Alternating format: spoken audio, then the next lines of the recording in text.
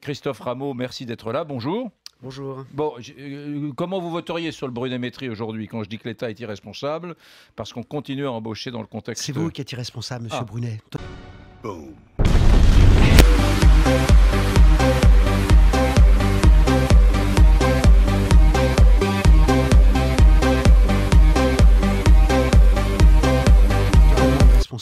Je préfère avoir des enseignants, des infirmières, et on manque aujourd'hui d'enseignants, d'infirmières, de pompiers et de policiers, plutôt que d'avoir des hauts cadres très bien payés dans la finance ou dans les firmes multinationales.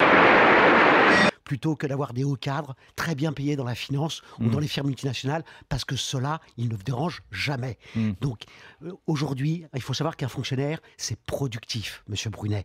La seule différence, c'est quand vous rentrez dans une boulangerie le matin, vous payez votre croissant. Eh bien, quand vous marchez sur un trottoir, quand vos enfants rentrent à l'école, ils sortent pas leur carte bleue, mais il faut le payer, on paye par l'impôt. Donc, votre irresponsabilité, ça consiste à ne pas comprendre qu'un fonctionnaire, la fonction publique, c'est plus juste, ça réduit les inégalités, et c'est moins coûteux que le privé. Il s'agirait de grandir. Il s'agirait de grandir. Et dans le public, monsieur Brunet, ça vous a échappé, semble-t-il, on n'a pas d'actionnaire à rémunérer. Donc tout ça, ça fait en sorte que le public, ça coûte moins cher que dans le privé. Donc c'est votre propos qui est proprement irresponsable. Vous pouvez me dire aujourd'hui si on a trop d'enseignants, notamment dans le primaire, alors qu'on est en dessous de la moyenne de l'OCDE, vu ce qui s'est passé, les attentats, vous trouvez, si dans le primaire, monsieur, on est largement en dessous. Il faut réviser vos fiches.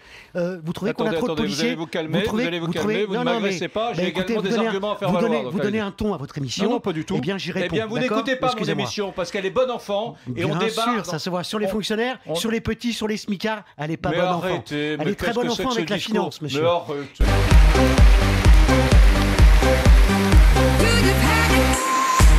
Un très bon enfant avec les hauts cadres. Quel lieu commun, mon Dieu. Bien sûr, quel lieu commun.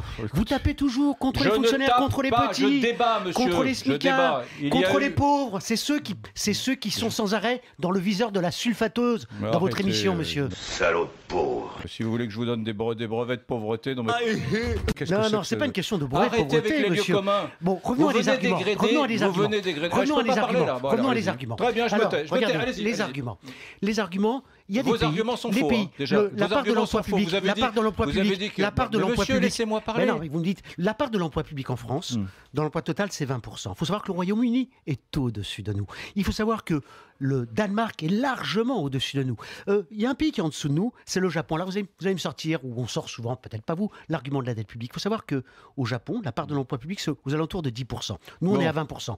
La dette publique au Japon, c'est 250%. Au Danemark, en Suède, où la part de l'emploi public est plus élevée qu'en France, eh bien, la dette publique est largement inférieure à celle de la moyenne de l'Union européenne. Donc, il n'y a pas de lien entre l'emploi public et la dette publique. J'aime me battre.